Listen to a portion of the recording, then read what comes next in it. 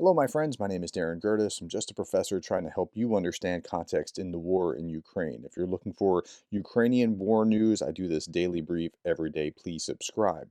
Okay, let's start here. It's not a great news day for Ukraine. Like some bad things are happening. There's not a big show of Ukraine striking back in any meaningful way overnight today. It's just but here's where we are. And if I don't show you both sides and all the warts, I'm just a propagandist. So here's where we are. Okay, 1,110 Russians off the battlefield, 8 tanks, 11 armored combat vehicles, 28 artillery pieces, 23 vehicles and fuel tanks. That 1,110 figure, to put it in context, over the last about 2 months, it's been as high on average as 1,200 and change. I mean, it's been up to almost 17 or something like that. It was something crazy one day. Um, but it's higher than the average, which is about 800 and change average over the course of the war. But uh, it's not as high as it has been. Okay, let's keep moving. Andrew Perpetua's list, it's about 2 to 1, not quite. 61 Russian losses, 38 Ukrainian losses. This includes 7 Russian boats attacked by drones. And I was watching that and I was thinking, like, I would hate to be out in the water and have a drone attacking me when I can only move so fast and it can move a lot faster than I can. And regardless of how I duck or weave, it's going to get me. I'll put a video of that link down below so that you can see what that's like. I can't put it on for YouTube, but that's something. Okay, overnight. This is what I'm talking about. Like the Russians just attack night over night over night, and it's 3 a.m. in Ukraine, and second all-Ukraine air raid of the night has just started with the Russian drones and missiles again being launched at us.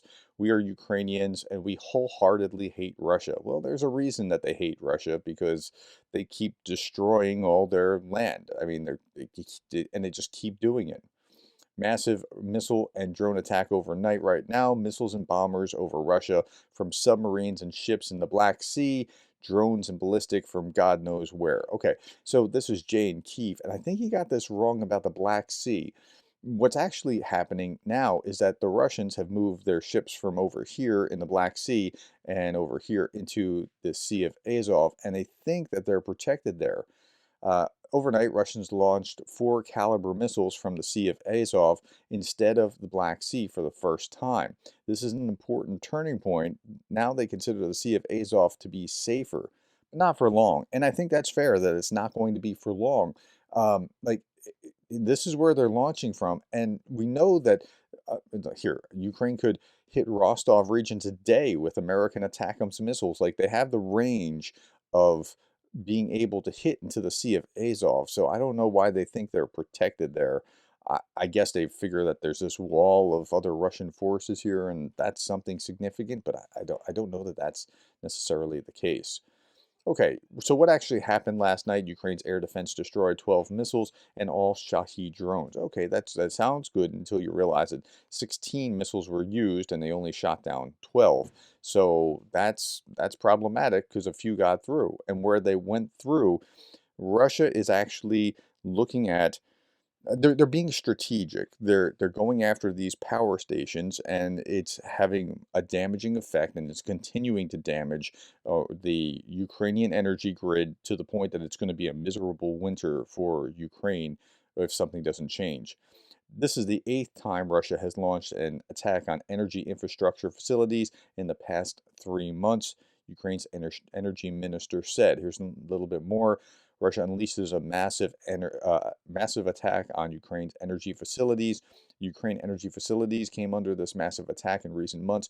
Here's what's happened. Russia has switched tactics from targeting electricity substations, which Ukraine had been adapted quickly repairing, to trying to flatten entire power stations, which will take far, far longer to rebuild and get up to working conditions again.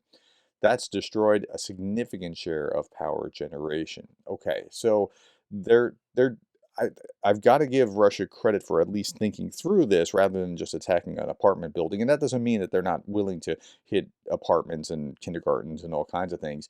Western Ukraine and Zaporizhia hit by pre-dawn Russian missile attacks. Russian cruise missiles and drone attacks struck through western Ukraine overnight. Explosions were heard in Lutusk and Vinistia.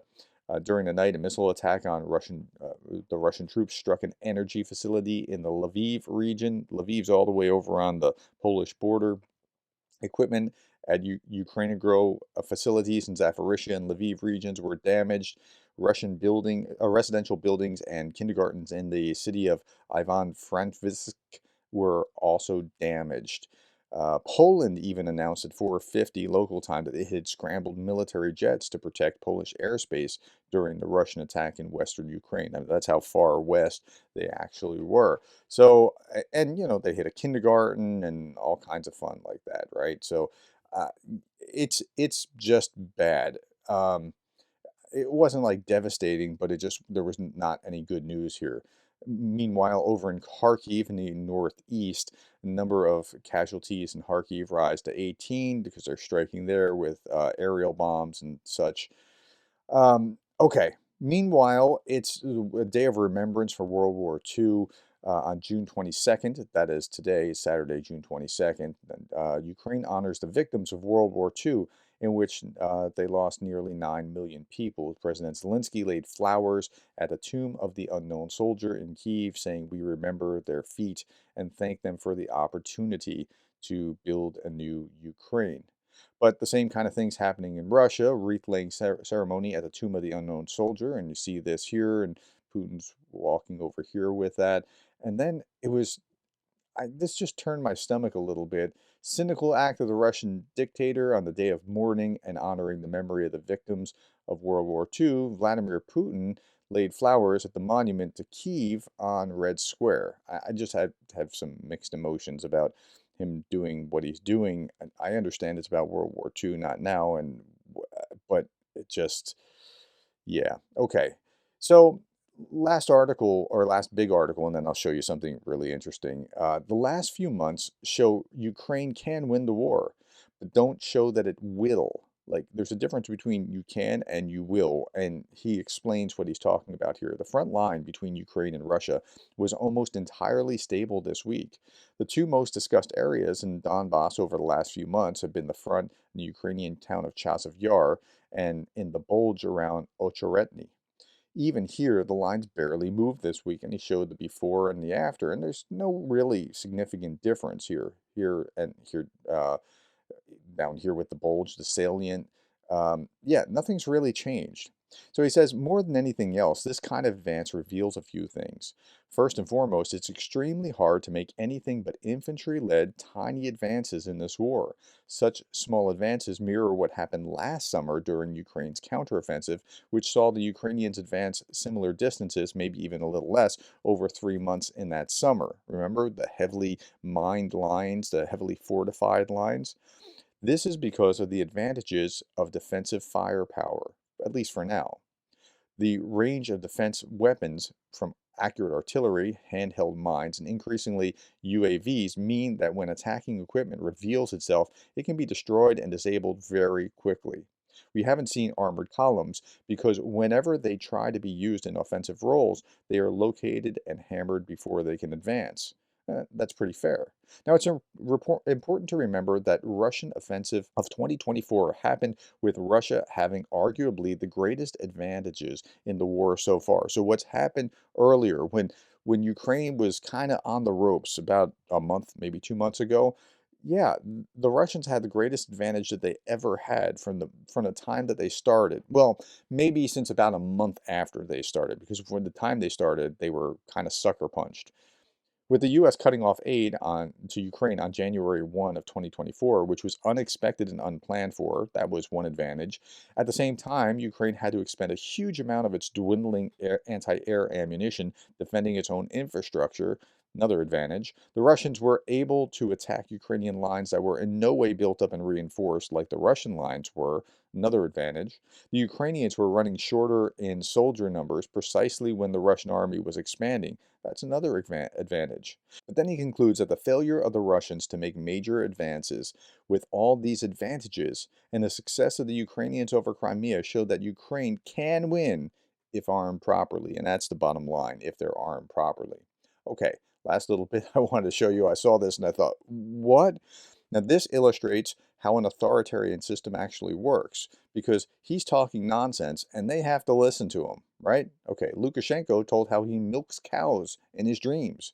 He says, there is no better job, remember? I've been through it all. I've never worked anywhere but agriculture. And they're like, oh, boss, you're so smart.